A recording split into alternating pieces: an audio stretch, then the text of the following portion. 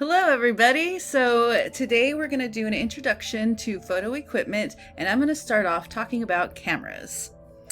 So we're going to talk about SLR, single lens reflex cameras, DSLRs, which are the digital versions of that, and then mirrorless cameras. So to start off, this is a SLR, a single lens reflex camera. Now, what does this mean? This means that there's one lens, okay? And inside of this camera, there's actually a bunch of mirrors that take the light coming in from the lens, bounces it around, and then shoots it out of the viewfinder so we can actually see what we're photographing. So when you take a photograph with one of these, and I'm actually going to take off the lens so you can see this. Now, I do not recommend you doing this, but this is an old camera, so I'm not too worried about getting dust and dirt inside. But like I said, I do not recommend you doing this with your cameras. So I'm going to go ahead and take off the lens. All right.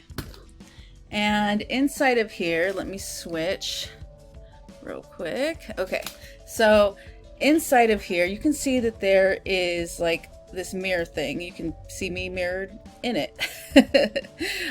So when we take a photo with an SLR, there's this mirror that flips up and lets light come through, and in this case hits the film that's behind that mirror there. With a digital camera, it would be hitting the sensor that's there.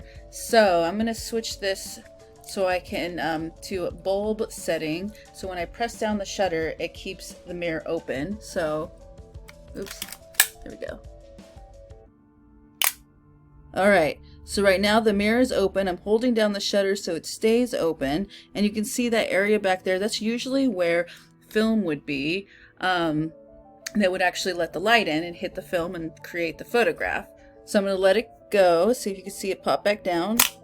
All right, and now the mirror has popped back down. So that whole time that I had it popped up, if I looked through the viewfinder, I wouldn't be able to see anything because that mirror is now not bouncing the light around. Like I said, to be able to see what's going on through the viewfinder, that mirror right here is actually bouncing up and hitting a series of even more mirrors that's inside of here so that I can see it in the viewfinder. And you're like, well, that's really technical stuff. It kind of comes more in handy to understand the mirrorless later on. Okay, so let's put this on. And then you're also probably wondering, well, why are they saying single lens? Like, don't all cameras just have a single lens? No. Back in the day especially, twin lens reflex was popular, and this is a Brownie reflex from, I think it's the 1940s. And so for this one, what you would do is you would actually look, this is the viewfinder here, and so this is the lens that's letting us see what's going on in the viewfinder, but the photo is actually being taken by this lens. So that's why we have twin reflex, and then we have single reflex, single lens, twin lens. All right, so that's why.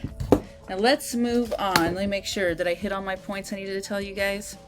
All right, so yes, it has mirrors inside that lets you see the image in the viewfinder. Now the con behind this is that this does make cameras a little bit heavier.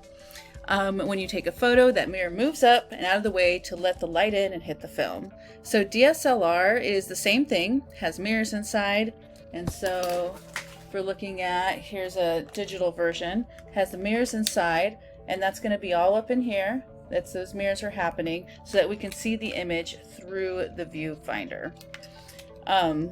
When you take a photo, same thing, that mirror moves out of the way. Instead of film being back there though, we have a sensor, a digital sensor that turns on. Now, it's one of the pros for high-end DSLRs. Why do people buy these huge cameras? And this one I wouldn't even consider completely pro. This is actually kind of a beginner. But why do people have like the giant cameras? One of the big reasons is because it has two SD card slots. So like in this camera, I can open it up here and I have, make sure it's off. Yes. You always want to make sure that your camera's off before you're taking any SD cards in or out or batteries in or out. But so here's the SD card that my camera images, the files are being captured on. So what is the benefit of having a dual slot? If you have a camera with 2 slots, this is especially important for those situations you're photographing when you cannot recreate the moment. Big one is like weddings. Okay, so if you have those 2 slots, what you can do, you have a couple options. So you can use it as a backup. So let's say you could set it up so that when you take a photo, there's that same photo is being saved to both of those SD cards. So if one of those SD cards happens to go bad, you know, you're hoping it's not, but things happen, then you still have a backup on your other SD card. Another way to set it up would be some people would shoot raw images on one card and then JPEG images on the other card. We're going to talk about the difference between raw and JPEG a little bit more later, but it's just important for you to know that those raw images are a lot bigger, those JPEGs are smaller. So I know that there's some high-end wedding photographers who, while they're shooting photos, their JPEGs are being transferred over Wi-Fi to an assistant nearby who's actually editing those photos on the fly, so that by the time the couple gets to like the reception hall, they now have a slideshow going of the wedding that just happened. Now, like I said, that's kind of a high-end thing right now, as far as I know. It might become more popular and something that lower cost wedding photographers do soon. I'm not sure. But if you want that option, you should definitely expect to pay a wedding photographer more. And if you're going to do that, you should be charging more. But yeah, now the other thing with those other cameras that are more expensive is they have 2 battery slots. Same thing. If you're in the middle of a wedding and you're in that moment where you need to be getting those, you know, once in a lifetime shots, then you don't want to be stopping to change your battery. So having dual battery slots is really helpful in those situations. Okay, let's see. I covered that. Now let's move on to mirrorless. I've got all these cameras everywhere. I'm trying not to knock over. All right, so here is an example of a mirrorless camera. This is a Sony A7, so this is one of their first mirrorless cameras. And if I hold it up to this one, my DSLR, sorry, let's see if I can get this. Let's move to full screen real quick. Okay. All right, let's see if I can do this without dropping them. All right, so you can see that the body of the mirrorless is a lot smaller than this one. All right, and these cameras, this is actually, so this DSLR, it's a little older now. You could probably find it used for pretty cheap. When I bought it, it was around 600 bucks for the body. I'm not talking about the lens. This lens is a more expensive lens. Whereas this body, I think brand new when it came out, was probably around 1200. So this is a better quality, but it's a lot smaller. Now, why is it mirrorless? Because it doesn't have that mirror up here that's popping up. It doesn't have this mirror down here. So there's, it's not necessary to have as much stuff going on in here. So we have a smaller body, which makes it a lot lighter. Now, you're gonna have to forgive me. This is my everyday carry around in my purse. It gets tossed around all the time camera. So it's a little beat up. But anyways, all right. So let's see. So it makes the camera lighter. Since there are no mirrors, an electronic viewfinder is used. So instead of that image bouncing around so we can see it, instead the computer is actually creating the images and processing it and pulling it up here.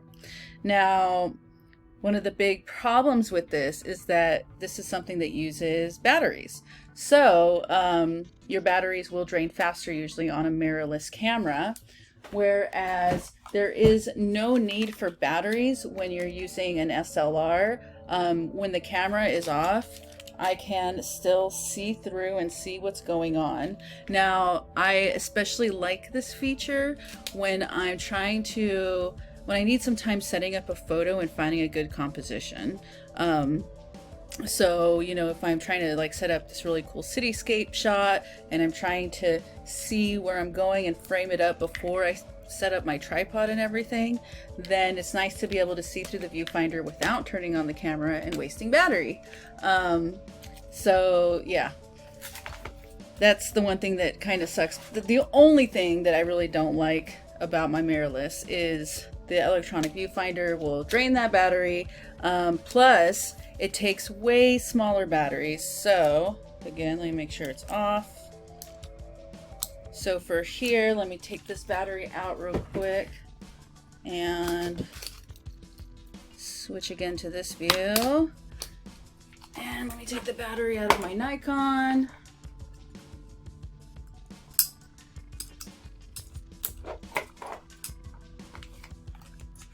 Okay, here we go.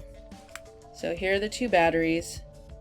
You can see that the Sony battery is smaller. It's about, you know, the same here, but it is a smaller battery. So I do have to carry more batteries when I'm shooting with my mirrorless than I do with this. Although with both I carry like all the batteries I have all the time, just in case. All right, so let's see. I think I went over the basics of cameras, and on to the next video.